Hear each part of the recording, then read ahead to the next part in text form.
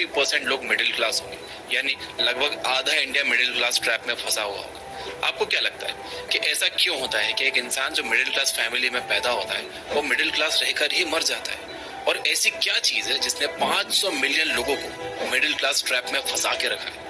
मैं बताता हूँ। एक इंसान जिंदगी भर गरीब या मिडिल क्लास ट्रैप से बाहर इसलिए नहीं निकल पाता कि वो कम पैसे कमाता या वो मेहनत नहीं करता, बल्कि वो मिडिल क्लास ट्रैप से इसलिए बाहर नहीं निकल पाता क्योंकि उसके पास जितना पैसा है वो उसे ठीक से मैनेज नहीं कर पाता, और पैसों को कैसे मैनेज करना है वो उसे पता ही नहीं होता, क्योंकि उसे कभी सिखाया ही नहीं गया, ना स्कूल द्वारा, ना पेरेंट्स द्वारा, और ना किसी दोस्त के द्वारा। और इसलिए ही आज मैं ऐसी कुछ सिंपल स्टेप्स शेयर करने वाला हूँ जिसे फॉलो करने से हमारे देश का एक मिडिल क्लास इंसान भी इस ट्रैप से बाहर निकल सकता है। बस जरूरत है तो थोड़ी सी फाइनेंशियल लिटरेसी की, क्योंकि हमारे देश में आज भी 76% लोग फाइनेंशियली इलिटरेट है, और इसी कमी को देखते हुए ये जिम्मा हमने उठाया है कि हम जितने भी लोगों तक ये एजुकेशन पहुंचा सकते हैं, ये बुक चैनल के जरिए हम इस नॉलेज को फ्री में पहुंचाएंगे। बस ये वीडियो अपने दोस्तों के साथ शेयर करना मत भूलना। आज हम डेविड बाक की बुक द ऑटोमेटिक मिलियनेयर से कुछ ऐसे टाइमलेस प्रिंसिपल्स सीखेंगे जो आपको मिडिल क्लास ट्रैप से बाहर निकालकर एक मिलियनेयर बनने में काफी मदद करेंगे।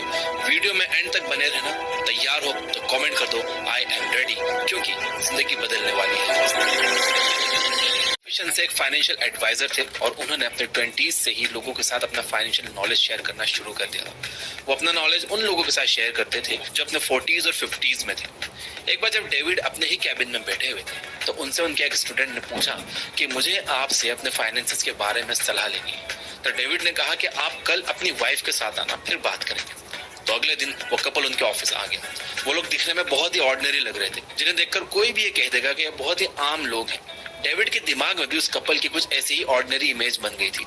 पति का नाम था जिम और पत्नी का नाम था सूजन। जिम 50 साल के थे। उन्होंने डेविड को अपने बारे में बताया कि वो पिछले 30 साल से एक ही कंपनी में काम कर रहे हैं और उनकी एनुअल सैलरी $40,000 है, जो कि अमेरिका में एक एवरेज सैलरी मानी जाती है। ये सब जानने के बाद डेविड ने जिम से पूछा कि क्या आपके पास रिटायरमेंट जितने पैसे हैं, क्योंकि रिटायरमेंट के लिए काफी सारे पैसे लगते हैं। ये सुनकर जिम ने अपनी पत्नी से कुछ कागजात दिखाने के लिए कहा, जिसके बाद डेविड ने उनके डॉक्यूमेंट्स देखे, जिससे उन्हें पता चला कि उनके बैंक में $4 लाख है। उन पर किसी भी तरह का कोई लोन नहीं है। उनके पास 2 महंगे घर हैं, जिसमें से एक में ये रहते हैं और एक को रेंट पर दिया हुआ है, और इनके फाइनेंसेस काफी स्ट्रॉन्ग है। ये सब देखकर डेविड ने उनसे पूछा कि ये सब तो ठीक है, पर आपके बच्चों के खर्चे भी तो होंगे। जिसके जवाब में जिम ने बताया कि उनके बच्चे अब कॉलेज में हैं और वो अपना खर्चा खुद उठा लेते हैं। तो बेसिकली उनके एक्सपेंसेस एकदम लो थे और उनकी इनकम एकदम स्टेबल थी। जिसके बाद डेविड ने उनकी नेटवर्थ कैलकुलेट की तो उन्हें पता चला कि इनकी नेटवर्थ $1 मिलियन से भी ज्यादा है।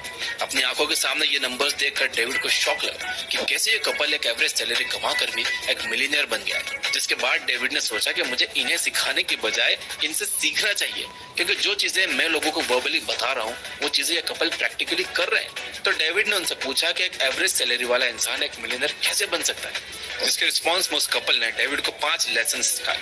ये बहुत ही वैल्यूएबल लेसन थे। वीडियो स्किप मत करना, क्योंकि वो लेसन अब आप सीखने वाले हैं। लेसन ये बताया कि पे योरसेल्फ फर्स्ट। जब जिम और सूजे बजट बनाकर पैसे सेव करते थे तो हर बार वो एक फिक्स अमाउंट सेव करने का प्लान तो करते थे, लेकिन वो कर नहीं पाते थे। और बार बार बजटिंग में फेल होने के बाद सूजे ने अपनी माँ से बात की और अपनी परेशानी बताई कि कैसे वो हर बार बजट बनाती है, लेकिन वो एक फिक्स अमाउंट सेव करने में हमेशा फेल हो जाती है। तो सूजे की मदर ने सूजे को पे योरसेल्फ फर्स्ट के रूल के बारे में बताया। उन्होंने उन्हें बताया कि उन्हें हमेशा सेविंग वाला अमाउंट सबसे पहले ही अलग कर देना चाहिए और बचे हुए पैसे अपने नीड्स और वांट्स पर खर्च करने चाहिए, क्योंकि बजट बनाकर सेविंग करना मुश्किल होता है। एट द एंड हम इमोशनल बीइंग्स हैं, और जब हमारे हाथ में पैसा होता है तब हम लॉजिक से नहीं इमोशन से सोचते हैं, और जहां आप इमोशन से सोचते हो वहां पे आपका खर्चा पक्का है। इस एडवाइस के बाद सूजे और जिम पे योरसेल्फ फर्स्ट लेसन को आंख बंद करके फॉलो करने लगे, और ये चीज उनके काफी काम आई। आई एम श्योर हम सब ये गलती करते हैं कि जो मन में आया वो ले लिया। EMI पर महंगा फोन ले लिया, पूरी सैलरी नाइकी एयर जॉर्डन लेने पर उड़ा दी, उधार लेके क्लबिंग चले गए। आपको पता है हम ये सब इम्पल्सिव डिसीजन क्यों लेते हैं? क्योंकि हमारे दिमाग में डाल दिया गया है कि हम एक बार जीते हैं, तो जो मन में आए वो करो। ठीक है, अगर आपको ऐसे जीना है तो जियो, पर बाद में जब एक मिडिल क्लास लाइफ जियोगे तब रोते मत बैठना कि यार मेरे दोस्त तो सब अमीर बन गए, मैं ही क्यों मिडिल क्लास रह गया। अब भी टाइम है, इन्वेस्ट करना शुरू करो। जिम और स्यूजे ने अपनी सेविंग और इन्वेस्टमेंट जर्नी की शुरुआत अपनी मंथली इनकम के 4% हिस्से से की थी। जिस कंपनी में वो काम करते थे उसी कंपनी के रिटायरमेंट प्लान में इन्वेस्ट करके उन्होंने छोटी सी शुरुआत की, लेकिन बाद में उन्होंने अपनी इनकम का 10% तक उसी प्लान में इन्वेस्ट करना शुरू किया, जिसके बाद वो अपनी इनकम का 10% हिस्सा कंसिस्टेंटली इन्वेस्ट कर रहे थे without even skipping a single month. तो चाहे आप बिजनेस करते हो या जॉब, आपको अपनी हर महीने की कमाई का 10% शुरू में ही अलग कर लेना है और उसे किसी अच्छी जगह जहां रिस्क कम हो, रिटर्न ठीक ठाक हो, वहां इन्वेस्ट करना शुरू करना है। दूसरा लेसन जो उन्होंने डेविड को सिखाया वो था put it on automatic. Gym और स्यूजे के लिए अपने सैलरी का एक हिस्सा सेव करना काफी आसान हो गया था, क्योंकि ना वो स्टॉक मार्केट में और ना ही वो म्यूचुअल फंड में अपना पैसा इन्वेस्ट कर रहे थे, बल्कि वो तो पैसों को अपनी ही कंपनी के रिटायरमेंट फंड में इन्वेस्ट कर रहे थे, जिससे उनके पास उनके पैसे कट के यानी कि इन्वेस्ट होने के बाद ही आते थे, और इसीलिए वो बिना एक भी महीना स्किप किए अपनी 10% इनकम इन्वेस्ट करते गए। मोस्टली लोग पैसा इसलिए सेव नहीं कर पाते क्योंकि वो सेविंग को एक ऑप्शन की तरह देखते हैं। आपको शायद पता ना हो, लेकिन इसके पीछे भी एक साइकोलॉजिकल रीजन है कि हर इंसान की विलिंगनेस की एक कैपेसिटी होती है। मतलब आप जब भी किसी अच्छी हैबिट या किसी प्लेजरेबल एक्टिविटी को ना कहते हो तो आपकी विलिंगनेस उसमें लगती है। उसी तरह जब भी आप पैसों को सेव करने का सोचते हो तब भी आपकी विलिंगनेस उसमें स्पेंड होती है, और इसलिए कई बार आप अपनी विलिंगनेस को दूसरे कामों में यूज कर लेते हो, जिसके बाद सेविंग के लिए आपके पास विलिंगनेस बचती ही नहीं। लेकिन अगर आपके पास सेविंग करने का ऑप्शन ही नहीं होगा तो आपको अपनी विल लगाकर पैसे बचाने नहीं होंगे, क्योंकि आप अपनी कमाई का वह हिस्सा पहले ही अलग कर दोगे, और ये करने से आप एक रेगुलर इन्वेस्टर बन जाओगे। तो अपने बैंक अकाउंट की सेटिंग में जाओ और 10% आपकी इनकम का हर महीना अलग करने के लिए ऑटोमेटिक सिस्टम लगा दो। तीसरा लेसन जो उन्होंने बताया वो था the latte factor. The latte factor एक बहुत ही फेमस टर्म है फाइनेंशियल वर्ल्ड में। अमेरिका में लोग रोज अपना दिन कॉफी के साथ शुरू करते हैं और वो रोज कॉफी में 10 से 20 डॉलर्स खर्च कर देते हैं। वैसे जैसे लोग इंडिया में चाय पर खर्च कर देते हैं, हालांकि 10-20 डॉलर्स तो नहीं करते हम लोग। लाटे फैक्टर का सिंपल सा मतलब होता है फिजूल खर्च। एक एग्जांपल से समझते हैं, आप कॉफी घर पर बना के भी पी सकते हो, लेकिन अगर आप इसकी जगह रोज स्टारबक्स से कॉफी पी रहे हो तो ये फिजूल खर्च है। सरल भाषा में आप रोज कोई ऐसा खर्च कर रहे हो जो आप अगर ना भी करो तो चलेगा, जैसे कि smoking, drinking, coffee, fast food. तो इसे लाटे फैक्टर कहते हैं। हमें पता नहीं चलता कि हम इन चीजों में छोटा छोटा पेमेंट करके अपना बहुत सारा खर्चा कर लेते हैं। जैसे कि आप देख पा रहे हो कि एक आदमी एक दिन में $5 यानी कि $350 भी अगर खर्च कर रहा है तो वो असल में साल के करीब $1900 और 40 साल में करीब $1 मिलियन के आसपास खर्च कर रहा है। अब आप ही सोचो, अगर आप इन पैसों को बचाकर इन्वेस्ट कर दो तो आपके पास अपनी रिटायरमेंट के लिए कितना पैसा होगा। चौथा लेसन जो उन्होंने बताया वो था फंड योर ड्रीम अकाउंट। अब आपके मन में एक सवाल आ रहा होगा कि अगर हम हमारी इनकम का 10 या 20% पहले ही हटा देंगे तो उससे हमारा स्टैंडर्ड ऑफ लिविंग गिर जाएगा या फिर हम हमारी वांट्स को फुलफिल नहीं कर पाएंगे। तो इसका भी सॉल्यूशन काफी सिंपल है।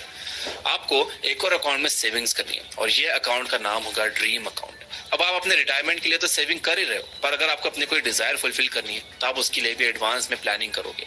फॉर एग्जाम्पल, आपको बाली घूमने जाना है या अपना खुद का बिजनेस करना है या रॉयल एनफील्ड बाइक भी खरीदनी है, तो लोन लेने के बजाय आप अपने ड्रीम अकाउंट में पैसे सेव करना शुरू कर सकते हो। आपको हर महीने अपने ड्रीम अकाउंट में अपनी टोटल इनकम का 10% सेव करना है। तो ओवरऑल देखा जाए तो आप अपनी इनकम का 30% सेव करोगे, 20% रिटायरमेंट के लिए और 10% अपने शौक पूरे करने के लिए। एंड ट्रस्ट मी, वो 10% जो आप अपने ड्रीम अकाउंट में सेव करोगे वो आपको स्टार्ट में थोड़े से मुश्किल लगेंगे, पर जब आप सब्र रख के पैसा बचा के अपनी डिजायर फुलफिल करोगे बिना किसी EMI या लोन के, तब जो आपके चेहरे पर खुशी होगी उसे शब्दों में बयान कर पाना इम्पॉसिबल। और मान लो कि आपको जॉब से निकाल दिया गया, तब भी आपको इतना स्ट्रेस फील नहीं होगा, क्योंकि आपने अपने ड्रीम अकाउंट में ऑलरेडी कुछ सेविंग्स की है जो आपको अब काम आएगी। मान लो आपके पास 1 साल तक की सेविंग है, तो सोचा आप अपने आप को 1 साल का टाइम देकर खुद का बिजनेस शुरू कर सकते हो, या आराम कर सकते हो, वेकेशन ले सकते हो, या फिर आराम से किसी नई जॉब के लिए अप्लाई कर सकते हो। बात अच्छी लगी हो तो वीडियो को लाइक भी करना। लेसन नंबर 5 जो उन्होंने बताया वो था बाय असेट्स। जिम और सीजो को अपने फ्यूचर की बिल्कुल चिंता नहीं थी, क्योंकि जो पैसे उन्होंने अपने रिटायरमेंट के लिए सेव किए थे वो तो उनके पास थे ही। उसके साथ ही उनके पास एक एक्स्ट्रा घर भी था जिससे उन्हें पैसिव इनकम आती थी। पूरी दुनिया में फाइनेंशियल एडवाइजर्स के द्वारा रियल एस्टेट और घर हमेशा से one of the best investment माना जाता है, क्योंकि घर के 2 फायदे होते हैं। पहला ये कि उसकी कीमत हमेशा बढ़ती रहती है, दूसरा उसे आप लीज पर देकर एक अच्छी खासी रेंटल इनकम भी जनरेट कर पाते हो। जिम और सीजो को इस एक्स्ट्रा घर से फायदा यही होगा कि उनके घर की कीमत तो बढ़ेगी, इसके साथ ही साथ हर साल उनके घर की रेंटल इनकम भी बढ़ेगी, जिससे उन्हें अगर कोई एक्स्ट्रा खर्च भी करना हो तो भी उन्हें ज्यादा दिक्कत नहीं आएगी। तो हमेशा एसेट्स को बाय करने पर ध्यान दो।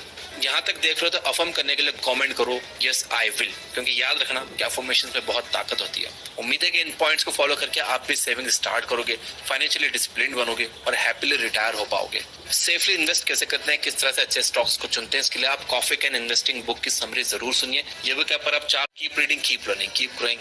Thank you for